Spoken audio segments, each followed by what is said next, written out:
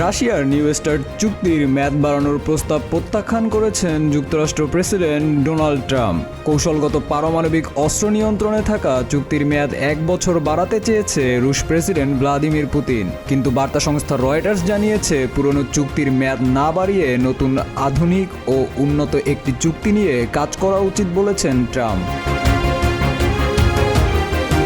চুক্তিটি নাকচ করে সামাজিক যোগাযোগ মাধ্যম ট্রুথ সোশ্যালে একটি পোস্ট দেন ট্রাম্প। সেখানে তিনি লিখেছেন, নিউ স্টার্টের মতো পুরনো চুক্তির মেয়াদ বাড়ানোর পরিবর্তে পারমাণবিক বিশেষজ্ঞদের দিয়ে একটি দীর্ঘমেয়াদী ও আধুনিক চুক্তি প্রণয়ন করা উচিত। এই চুক্তিটি খারাপভাবে আলোচিত ও গুরুতরভাবে লঙ্ঘিত।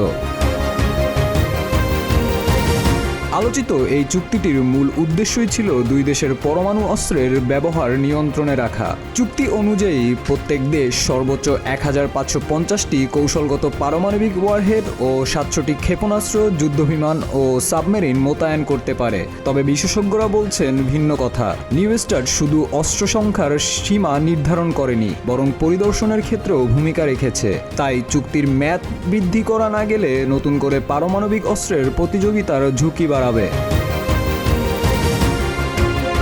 সেই পুরনো চুক্তি 1 বছরের জন্য মেয়াদ বাড়াতে চেয়েছিলেন পুতিন, যা প্রথম স্বাক্ষরিত হয়েছিল 2010 সালে। পরমাণু বিশ্লেষকরা মনে করছেন চুক্তিটি দুই দেশেরই পারমাণবিক অস্ত্র নিয়ন্ত্রণে গুরুত্বপূর্ণ ভূমিকা রেখেছে, কিন্তু চুক্তিটি একবারই বাড়ানোর সুযোগ ছিল, তাও 2021 সালে। যুক্তরাষ্ট্রের সাবেক প্রেসিডেন্ট জো বাইডেন ও পুতিন চুক্তিটির মেয়াদ 5 বছর বাড়িয়েছিলেন সে সময়।